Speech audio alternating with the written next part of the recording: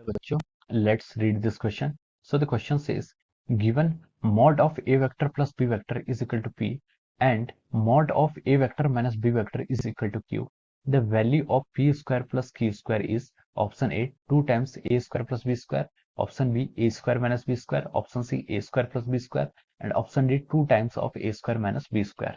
तो चलिए बच्चों अब हम इस क्वेश्चन को आगे सॉल्व करते हैं। तो देखिए बच्चों इस क्वेश्चन का जो आपका की कॉन्सेप्ट है, इस क्वेश्चन का की कॉन्सेप्ट में देखिए हम लिख सकते हैं कि यहाँ पर हमें क्या करना है, resultant of vectors find out करना है। ठीक है, पी वेक्टर आपको क्या गिवन है, mod of A vector plus B vector, Q vector आपको क्या गिवन है, mod of A vector minus B vector. ठीक है, तो हमें यहाँ पर रिजल्टेंट निकालना है ए प्लस बी और ए माइनस बी वेक्टर का। ठीक है, उसको हम पी के इक्वेट करेंगे। ठीक है, तो ये क्वेश्चन इज बेस्ड अपॉन दवर रिजल्टेंट ऑफ वेक्टर्स। ठीक है, वेक्टर्स का क्या करना है, हमें यहाँ पर रिजल्टेंट फाइंड आउट करना है और उसको इक्वेट करना है। ओके, तो चलिए बच्चों अब हम इस क्वेश्चन को फर्दर स्टार्ट करते हैं। ठीक है, अब हम पे बोला क्या, रिजल्टेंट वेक्टर। ठीक है, रिजल्टेंट ऑफ वेक्टर होता क्या है, मान लीजिए आपके पास दो वेक्टर हैं। ठीक है, A vector plus P vector और जिनका समीशन क्या आपका ए पी वेक्टर के इक्वल है। ठीक है, क्वेश्चन के ही हम एग्जांपल ले रहे हैं जो आपको क्वेश्चंस में गिवन है। ठीक है, ए वेक्टर और बी वेक्टर आपके पास दो वेक्टर हैं, उनका रिजल्टेंट आपको पी वेक्टर क्वेश्चन में गिवन है। ठीक है, तो देखिए इस दो वेक्टर्स का अगर आपको रिजल्टेंट निकालना होता है तो हम लिख सकते हैं कि देखिए मॉड ऑफ पी वेक्टर, इसका रिजल्टेंट यानी कि इसका मैग्नीट्यूड को आप कैसे लिख सकते हैं, root of A vector plus B vector है तो हम क्या लिखेंगे, ए का मैग्नीट्यूड फिर उसका स्क्वायर करेंगे प्लस फिर हम बी का मैग्नीट्यूड फिर उसका स्क्वायर करेंगे plus 2 times magnitude of A vector into magnitude of B vector into cos of angle between A vector and B vector. मान लीजिए ए वेक्टर और बी वेक्टर के बीच का एंगल थीटा है। ठीक है, ये आपका क्या हो जाएगा, पी वेक्टर का मॉड हो गया, यानी कि पी वेक्टर को हम ऐसे यहाँ पर से लिख सकते हैं। ठीक है, ये आपका क्या होता है, रिजल्टेंट होता है वेक्टर का। सिमिलरली देखिए क्यू वेक्टर्स में क्या आपको ए वेक्टर माइनस बी वेक्टर का आपको मॉड दिखाना है। ठीक है, तो देखिए ये आपका की कॉन्सेप्ट है जो रिजल्टेंट ऑफ वेक्टर, ये हम रिजल्टेंट ऑफ वेक्टर को ही लिख रहे हैं। ठीक है, रिजल्टेंट ऑफ वेक्टर को हमने यहाँ पर डिफाइन कर दिया, ए वेक्टर और बी वेक्टर दो वेक्टर थे, उनका जो रिजल्टेंट आता है वो हमारा इक्वेशन 1 से हमने फाइंड आउट कर लिया। ठीक है, similarly Q is equal to क्या, हमारा मॉड ऑफ क्यू वेक्टर आपका A vector minus B vector है और क्यू वेक्टर आपको क्या दिया है, ए माइनस बी का मॉड है। ठीक है, तो देखिए हम इसका भी रिजल्टेंट यहाँ पर फाइंड आउट करेंगे। ठीक है, तो देखिए हम कैसे कर सकते हैं, मॉड ऑफ क्यू वेक्टर यानी कि रिजल्टेंट ऑफ क्यू वेक्टर को हम कैसे लिखेंगे, under root of A minus B. ठीक है, ए वेक्टर का मॉड, ए माइनस बी का मॉड कैसे डिफाइन करेंगे, ए का मैग्नीट्यूड उसका स्क्वायर प्लस बी का मैग्नीट्यूड उसका square plus 2 times magnitude of A into magnitude of B. ठीक है, अब देखिए अभी देखिए हमारे यहाँ पर ए जो हमारा ए माइनस बी आपका जो वेक्टर है। ठीक है, मैं इसको यहाँ पर रिप्रेजेंट करके आपको अच्छे से समझाता हूँ। ये आपका देखिए ए वेक्टर है और ये वेक्टर आपका दूसरा वेक्टर है क्या, बी वेक्टर है। ओके, ये आपका ए वेक्टर बी वेक्टर है। अब देखिए क्वेश्चन 1 में हमने क्या एज्यूम किया था कि ए वेक्टर और बी वेक्टर के बीच का जो एंगल है वो कितना आपका थीटा डिग्री एंगल है। ए वेक्टर और बी वेक्टर के बीच का जो एंगल है वो कितना वेक्टर है, थीटा डिग्री उनके बीच का एंगल है।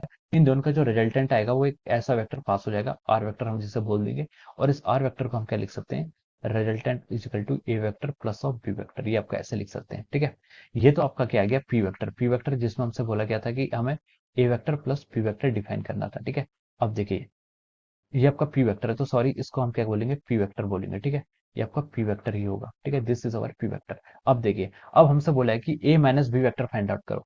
ए माइनस बी का मतलब क्या होता है, देखिए आपको सबसे पहले ए माइनस बी को समझने की जरूरत है। ए माइनस बी क्या होता है, ए माइनस बी उसने क्यू वेक्टर यहाँ पर गिवन किया है, क्यू वेक्टर क्या आपका A vector minus of P vector. ठीक है, एडिशन करना तो हमें आता है, वो काफी इजी है। सब्ट्रैक्शन करने के लिए क्या करना पड़ेगा हमें, A vector plus of minus B vector. यहाँ पर भी हम एडिशन ही कर रहे हैं लेकिन बी वेक्टर की हमने डायरेक्शन को अपोजिट कर दिया है। देखिए बी वेक्टर आपका यहाँ पर ये था, ये आपका बी वेक्टर था, हमने इसका माइनस कर दिया तो ये क्या हो जाएगा आपका माइनस बी वेक्टर हो जाएगा। ठीक है, ये आपका ए वेक्टर है, ये वेक्टर माइनस बी वेक्टर है। अब इन दोनों का रिजल्टेंट निकालेंगे। ठीक है, अब देखिए ए वेक्टर और माइनस बी वेक्टर के बीच एंगल कितना होगा आपका, पहले एंगल हमने थीटा एज्यूम किया था तो ये वाला एंगल कितना हो जाएगा आपका पाई माइनस थीटा हो जाएगा। ठीक है, ये आपका पाई माइनस थीटा हो जाएगा और इन दोनों वेक्टर्स का जो रिजल्टेंट आएगा वो रिजल्टेंट ए और माइनस बी के बीच से कहीं से पास होता है वैसे निकल जाएगा। ठीक है, this is our what Q vector, जो हमें क्वेश्चन में गिवन है क्यू वेक्टर, ये आपका क्यू वेक्टर आ जाएगा। ठीक है, तो हम इस तरीके से करते हैं सब्ट्रैक्शन का ऑपरेशन। ठीक है, अब देखिए अब हम यहाँ क्वेश्चन पर प्रोसीड करते हैं।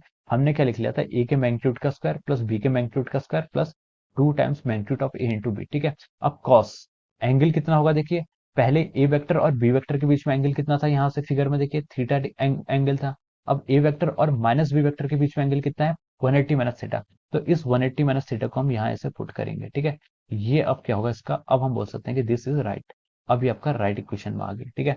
अब देखिए इसको अगर हम फर्दर सॉल्व करेंगे तो देखिए फर्दर सॉल्व करके हम इसको लिख सकते हैं, देखिए ए का square plus of our B का square minus of our 2ab cos theta, ठीक है। cos 180 माइनस थीटा कितना होता है, माइनस cos थीटा। इसको आप इक्वेशन थर्ड लिख लीजिए, ठीक है। ये आपका क्या हो गया, इक्वेशन थर्ड हो गया।